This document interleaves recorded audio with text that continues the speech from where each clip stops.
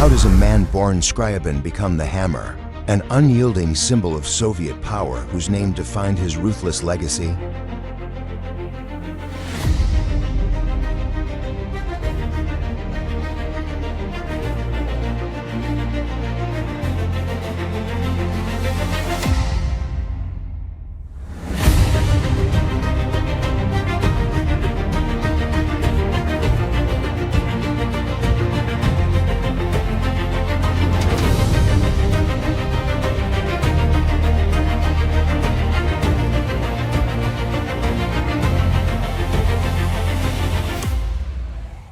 Before he was Molotov, the stone-faced architect of Stalinist policy, he was Vyacheslav Mikhailovich Scriabin. Born in 1890 to a relatively comfortable middle-class family in the provincial town of Kukarka, seemingly destined for a conventional, unremarkable life, but the ferment of early 20th century Russia consumed him.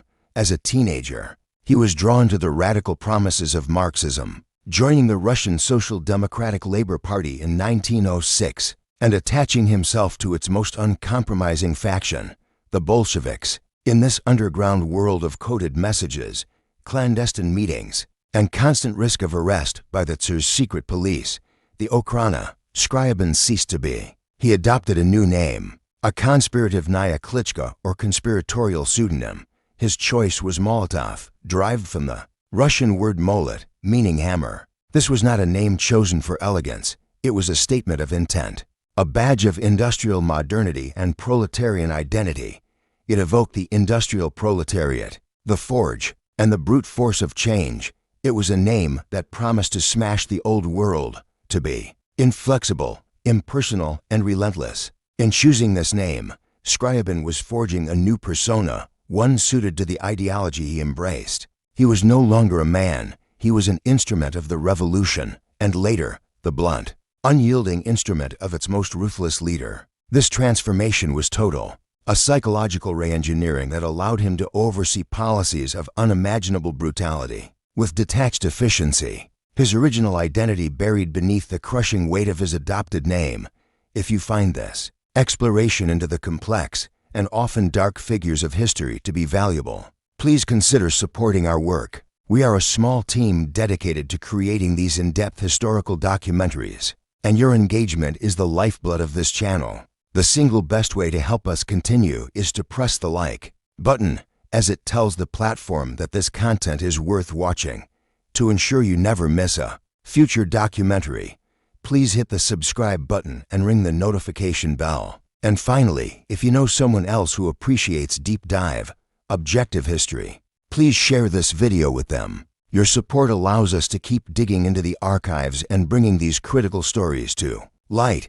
As a dedicated old Bolshevik from 1906, Molotov was a crucial party organizer. He strategically aligned himself absolutely with Joseph Stalin during the brutal power struggles.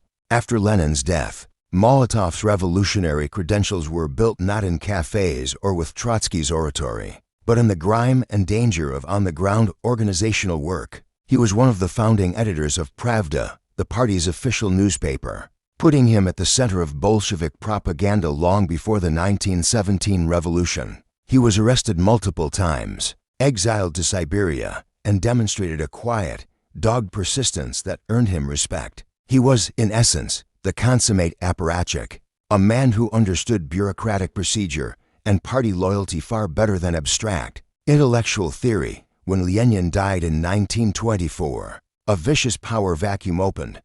The obvious successor seemed to be Leon Trotsky, the brilliant, arrogant leader of the Red Army. Other contenders included the intellectual Bukharin and the powerful Leningrad boss Zinoviev. Alongside Kamenev, amidst this clash of titans, men who commanded armies and swayed crowds with fiery speeches, Molotov, now on the Central Committee, made the most important calculation of his life. He hitched his wagon not to the charismatic intellectuals, but to the seemingly dull General Secretary, Joseph Stalin. Molotov saw in Stalin a kindred spirit, a fellow organizer, a man who valued loyalty and bureaucratic control above all else. While others debated ideology, Stalin and Molotov were busy controlling the party apparatus, appointing loyal secretaries, controlling agendas, and building a power base. Molotov became Stalin's staunchest disciple. He was Stalin's shadow in the Politburo and his most reliable enforcer. This fanatical loyalty was his defining trait. This alignment ensured his survival and ascent as Stalin systematically eliminated every rival. As Premier of the Soviet Union 1930 to 1941, Molotov became the bureaucratic engine driving Stalin's most brutal policies. He personally oversaw the forced rapid industrialization and the devastating campaigns of collectivization and the Great Purge.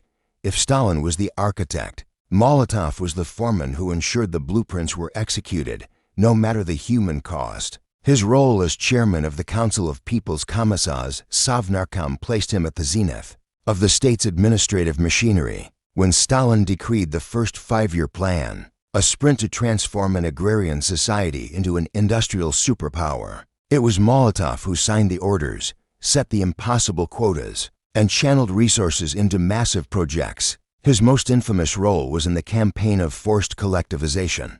The policy aimed to eradicate private land ownership and force millions of peasants onto collective farms. It was met with massive resistance, which Stalin and Molotov defined as class warfare against the kulaks. Molotov didn't just sign decrees.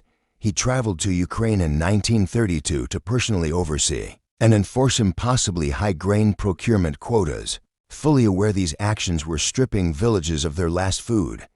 This bureaucratic fanaticism, born of unshakable ideological conviction, was a direct cause of the Holodomor, the catastrophic man-made famine that killed millions. Similarly, during the Great Purge, Molotov was an active and enthusiastic participant. Alongside Stalin, he personally signed death lists, execution orders for thousands of party officials, military leaders, intellectuals, and old comrades. He was a key figure in the show trials, the public face of the state's repression. For Molotov, this was not murder. It was weeding, a necessary administrative task to protect the revolution. He was the ultimate functionary of terror, his signature a death warrant for millions. Why did Western diplomats give Stalin's foreign minister the chilling nickname Mr. No? And how did this inflexible man become the stone-faced embodiment of Soviet power? When Molotov became People's Commissar for Foreign Affairs in 1939, the world was introduced to the man who would define Soviet diplomacy.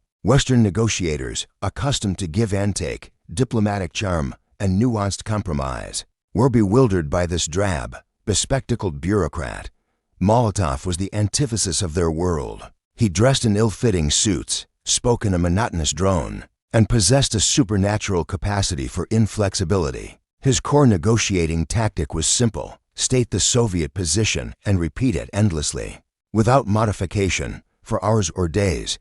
He rejected proposal after proposal with a simple, unadorned "niet." No, this wasn't a lack of diplomatic skill. It was a deliberate, weaponized strategy, designed to exhaust and frustrate his counterparts until they conceded. This tactic earned him the moniker Mr. Niet, or Stone Ass, for his superhuman ability to sit immovable at a negotiating table. He was the perfect vessel for Stalin's foreign policy, built on deep, paranoid suspicion of the capitalist world.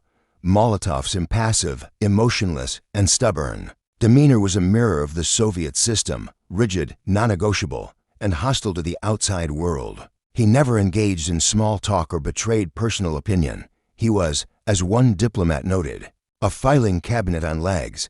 This chilling inflexibility made him the perfect, stone-faced mask for Soviet power, embodying the ideological chasm dividing the globe. The infamous Molotov cocktail was sarcastically coined by Finnish soldiers during the 1939 Winter War. It was created to mock Molotov's absurd propaganda broadcasts. As they fiercely resisted the Soviet invasion he helped orchestrate. This episode encapsulates Molotov's public messaging, which often bordered on the surreal. Following the Molotov-Ribbentrop Pact, the Soviet Union turned its attention to Finland, demanding territory. When the Finns refused, the Red Army invaded in November 1939, expecting a swift victory. The invasion was a disaster for the Soviets, as small, highly motivated Finnish ski troops inflicted devastating casualties on the larger, poorly led Red Army, as Soviet bombers indiscriminately bombed Finnish cities, including Helsinki. The international community was outraged. Molotov, as foreign minister, took to the radio to deny the bombings. In a broadcast legendary for its cynicism, he claimed that Soviet planes were not dropping bombs, but rather humanitarian aid, food and bread baskets to the starving Finnish population. The Finns, terrorized by these bread baskets, responded with the gallows humor of a nation fighting for its life, as they developed their improvised anti-tank weapon, a simple glass bottle, filled with flammable liquid with a rag for a fuse. They gave it a fitting name. If Molotov was providing the food, they would provide the drinks. They christened the weapon the Molotov cocktail, a name that stuck and spread worldwide. It was a perfect, sarcastic rebuttal to Molotov's grotesque propaganda, forever linking his name to a fiery symbol of resistance against the invasion he had championed and lied about. Before his infamous turn to Germany, Molotov had overseen extensive but failed negotiations for a collective security pact with Britain and France. The talks collapsed because the Western powers remained deeply suspicious of Stalin's true intentions. In the spring and summer of 1939, Europe braced for war.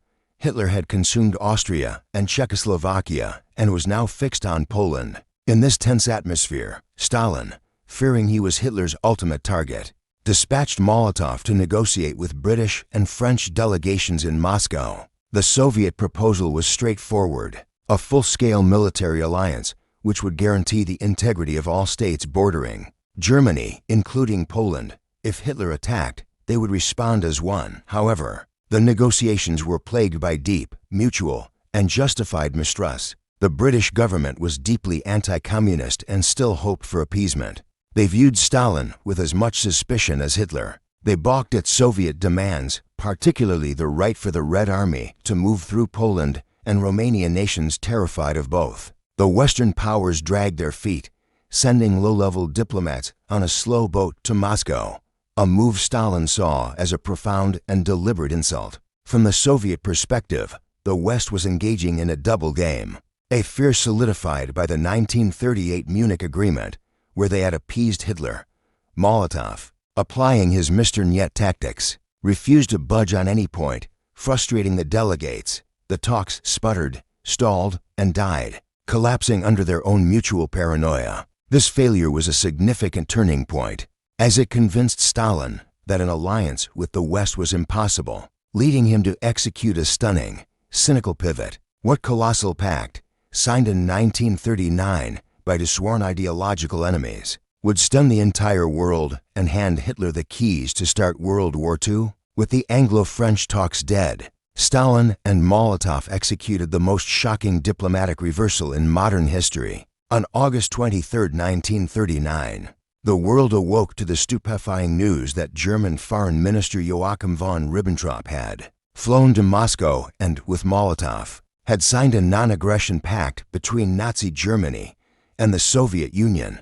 The ideological shockwaves were seismic. For 6 years, the two regimes had been mortal enemies. Fascism and communism had defined themselves in opposition to one another. Communist parties worldwide, who had been ordered to treat fascism as the ultimate evil, were left bewildered, their entire platform shattered overnight. Their propaganda machines churned out endless vitriol, painting the other as the ultimate global evil. Now, here was Molotov, the stern face of communism, shaking hands with Ribbentrop, Hitler's representative, under a portrait of Stalin.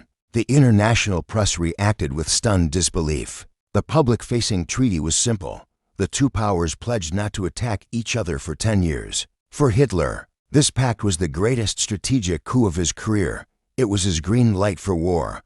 The nightmare of a two-front war, which crippled Germany in 1914, was eliminated. He was free to unleash the Wehrmacht on Poland without fear of a devastating Soviet intervention. For Stalin, it was pure, cynical realpolitik. He had secured, he believed, a buffer zone and bought himself time. He knew a war with Hitler was likely inevitable, but was convinced the West would be Hitler's first target, and the capitalist powers would exhaust themselves, leaving the USSR to pick up the pieces. The Molotov-Ribbentrop Pact was a green light for Armageddon, and Molotov's name was forever etched upon it. The true Faustian bargain was hidden from the public in secret protocols. The cynical agreement divided Eastern Europe into Nazi and Soviet spheres of influence, sealing the fate of Poland, Latvia, Estonia, and Finland. While the world reeled from the public treaty, the true, venomous heart of the agreement remained secret. Attached to the treaty was a secret additional protocol,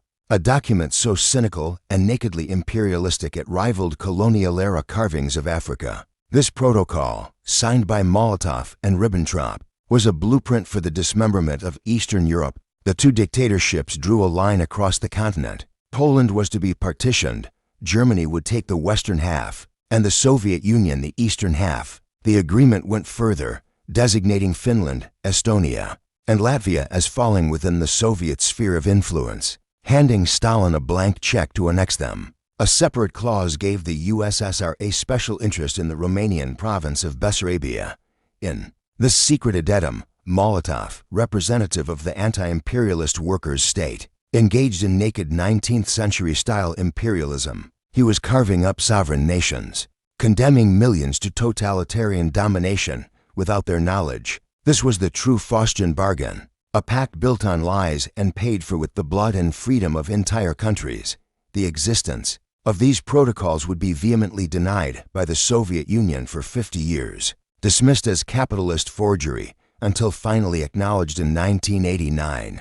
Just weeks after the pact, Germany and the Soviet Union jointly invaded and dismembered Poland. Molotov shamelessly defended these actions as necessary for Soviet security, even as he moved to annex the Baltic states. The ink on the Molotov-Ribbentrop Pact was barely dry when its secret protocols were activated. On September 1, 1939, Hitler's armies stormed into Poland from the west, starting World War II. For 16 days, the Polish army fought a desperate, one-front war. Then, on September 17th, as per the secret agreement, Stalin's Red Army invaded from the east. This two-front assault shattered Polish resistance, sealing the nation's fate in less than a month. The joint invasion was a military fact, but Molotov, as spokesman, was tasked with clothing this naked aggression in ideological rags. He delivered a radio address declaring that the Polish state had ceased to exist, and that the Soviet Union had a sacred duty to intervene and protect its blood brothers, the Ukrainian and Belarusian minorities. It was Orwellian doublespeak, an invasion reframed as a humanitarian liberation. As German and Soviet forces met in Poland, holding joint victory parades in cities like Brest-Litovsk, Molotov turned to the next part of the bargain. He summoned the foreign ministers of Estonia, Latvia, and Lithuania to Moscow. Using pure intimidation, and with Poland's fate as a clear threat, he negotiated pacts of mutual assistance. These pacts forced the Baltic states to accept large Red Army bases on their soil. It was a prelude to total occupation, which came in 1940, when Molotov shamelessly and illegally absorbed all three independent nations into the USSR. The pact shattered in June 1941, with Stalin shocked into paralysis. Who was the man forced to announce Hitler's devastating betrayal to the entire Soviet Union? The cynical alliance lasted for 22 months. During that time, the Soviet Union had supplied Hitler's war machine as it conquered France and bombed Britain. Stalin was convinced of his own genius. He believed he had outsmarted Hitler. He stubbornly ignored hundreds of intelligence warnings, from his own spies and from Churchill himself, that Hitler was massing millions of troops on the Soviet border for a full-scale invasion. When Operation Barbarossa, the largest land invasion in human history, was unleashed in the pre-dawn hours of June 22, 1941, Stalin suffered a complete psychological collapse. He was in denial, then raged at his generals, and finally retreated to his dacha in a state of paranoid paralysis, refusing to issue orders, believing his comrades would soon arrest him. The Soviet Union, leaderless and reeling from the surprise attack, was silent for hours. There was no word from the Kremlin. It was not Stalin, the great leader, who finally addressed the nation. It was Molotov. At noon, his familiar, droning, bureaucratic voice crackled over every radio in the Soviet Union. "Citizens, men and women of the Soviet Union," he began, his tone grim. He announced the invasion, listing the cities that had been bombed. He called Hitler's attack an act of perfidy unparalleled in the history of civilized nations, a stark admission of his own catastrophic diplomatic miscalculation. And then, he delivered the lines that rallied the people: "Our cause is just, the enemy will be smashed, victory will be ours." In that moment, Molotov, the cold architect of the Pact, became the reluctant voice of national defiance, the first to articulate the great struggle that would become known as the Great Patriotic War. Molotov's role instantly reversed. He was now Stalin's chief negotiator with his former ideological enemies, Winston Churchill and Franklin D. Roosevelt, traveling to London and Washington to secure vital war aid. The irony was absolute. The man whose name was on the pact with Hitler was now forced to fly to the capitals of the capitalist world to beg for assistance.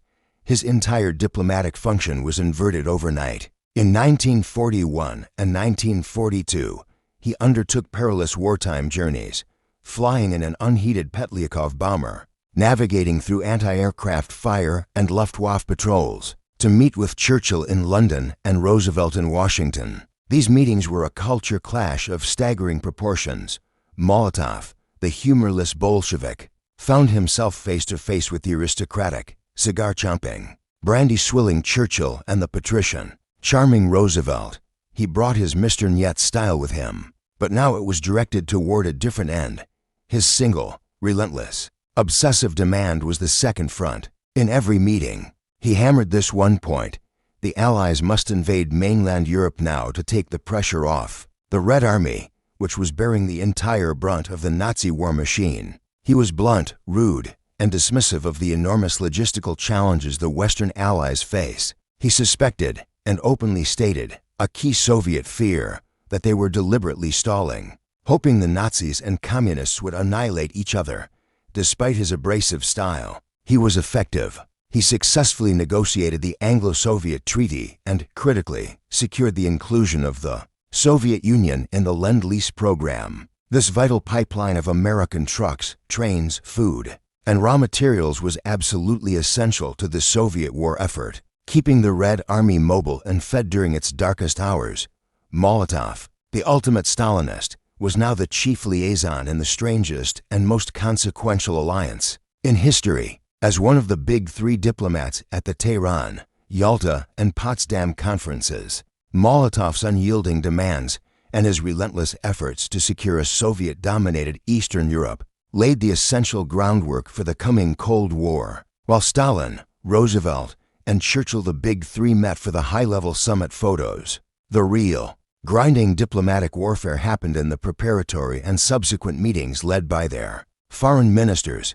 And in these meetings, Molotov was a force of nature. As the tide of war turned and the Red Army began its unstoppable march toward Berlin, Molotov's diplomatic objective shifted from survival to domination. He was no longer just demanding a second front. He was now drawing the map of post-war Europe. At Tehran in 1943, he secured Western agreement for Stalin's plans to shift Poland's borders westward. At Yalta in February 1945, while Roosevelt and Churchill believed they had secured a promise for free and unfettered elections in Eastern Europe, Molotov was already working to ensure that promise was meaningless. He was the master of the semantic trap, the footnote, the procedural blockade. He would argue for hours over the precise definition of democratic or fascist, ensuring that only Soviet-approved puppet groups could participate. He relentlessly championed the Soviet-backed puppet government in Poland, the Lublin Committee, over the Polish government in exile in London. He stonewalled all attempts to allow Western observers into liberated countries. Then, at Potsdam, after Germany's surrender, with Roosevelt dead and Churchill voted out of office mid-conference, Molotov faced new, less experienced counterparts. He was at his most intractable, digging in his heels on every single point, from German reparations to the precise governance of occupied Berlin. His unyielding performance was a clear signal. The Soviet Union had liberated Eastern Europe, and it had no intention of leaving. He was building the Iron Curtain, not with bricks and mortar, but with diplomatic vetoes, procedural obstructions, and sheer, unadulterated stubbornness. He was Stalin's most loyal servant. So why, in Stalin's paranoid final years, did the hammer fall from grace, And why was he powerless to stop his own wife's arrest? Molotov's loyalty to Stalin was absolute, a devotion that transcended logic, morality, and even basic human instinct. Yet, in the terrifying, paranoid twilight of Stalin's life, that loyalty was not enough. No one was safe. The paradox of Molotov's career is encapsulated in the fate of his wife, Polina Zemchuzina. She was not a quiet homemaker. She was a powerful old Bolshevik in her own right, a member of the Central Committee, and critically, she was Jewish. In the post-war years, Stalin's paranoia, which had always been present, metastasized into a virulent, state-sponsored anti-Semitism, culminating in the anti-cosmopolitan campaign and the infamous doctor's plot. Stalin, increasingly isolated and seeing plots everywhere, began to suspect even those in his innermost circle. Polina's Jewish identity and her high-profile position made her a target. She had famously spoken in Yiddish to Golda Meir, the first Israeli ambassador to Moscow, at a Kremlin reception, a crime that Stalin interpreted as Zionist disloyalty. In 1948, Stalin ordered her arrest. Molotov, the second most powerful man in the USSR, was forced to sit in a Politburo meeting and listen as his comrades denounced his wife as a traitor and Zionist conspirator. In the ultimate test of loyalty, Stalin forced a vote on her expulsion from the party. Every member voted yes. Molotov, in a final, pathetic flicker of defiance, abstained. It was not enough. He went home to find his wife gone, arrested by the secret police she had helped empower. He did not protest. He did not resign. He continued to serve. This act of submission did not save him. In 1949, Stalin, in a final move of cold distrust, removed him as foreign minister. The hammer had finally fallen, broken by the very system he had built. A powerless victim of the paranoid tyrant to whom he had sacrificed everything, including his own wife. After Stalin's death, Molotov fiercely opposed Nikita Khrushchev's de-Stalinization campaign. He joined a failed 1957 coup known as the Anti-Party Group to oust Khrushchev, which led directly to his own expulsion and political exile as an ambassador to Mongolia. When Stalin died in March 1953, Molotov's world was turned upside down. His wife, Polina, was immediately released from the gulag. He had pathetically had to ask Beria, the secret police chief, for her release, and he was briefly reappointed as foreign minister. However, a new political game was afoot, one he did not understand. The new generation, led by Nikita Khrushchev, recognized that the system of pure terror was unsustainable. In 1956, Khrushchev delivered his secret speech to the 20th Party Congress, a bombshell address that meticulously detailed and denounced Stalin's cult of personality, his violations of socialist legality, and the crimes of the Great Purge. For Molotov, this was not just a political disagreement, it was heresy. It was an attack on his entire life's work, on the man he revered, and on the very foundations of the state he had helped build. He saw Khrushchev as a buffoon, a corncob romantic who was dismantling the Soviet Union's power and ideological purity. In June 1957, Molotov, the unrepentant Stalinist, became the leader of the Old Guard, forming a coalition with other hardliners like Malenkov and Kaganovich. This anti-party group used the old Stalinist levers of power, securing a majority vote in the Politburo, then called the Presidium, to dismiss Khrushchev. But Khrushchev, the master of the new style of politics, outmaneuvered them. He bypassed the Politburo and appealed directly to the wider Central Committee, flying its members to Moscow on military planes. In a dramatic political showdown, he turned the tables on the plotters, denouncing them as complicit in Stalin's crimes. Molotov was defeated. His punishment, however, reflected the new, softer era. He wasn't shot. He was subjected to the ultimate humiliation. He was expelled from the leadership and exiled to the most remote, insignificant diplomatic posting imaginable, Soviet ambassador to Mongolia. Cast into political obscurity, Molotov lived to the remarkable age of 96. He was briefly reinstated to the party before his death, but he remained utterly unrepentant, defending Joseph Stalin and his brutal actions to the very end. The Hammer's final decades were a long, slow fade into irrelevance. After his humiliating posting in Mongolia, he was given a final, even more obscure role as the Soviet representative to the International Atomic Energy Agency in Vienna, before being forcibly retired and in 1961 formally expelled from the Communist Party altogether. He became a non-person, living as a pensioner in a modest Moscow apartment, his name systematically erased from official histories, a ghost haunting the new Soviet Union of Khrushchev and Brezhnev.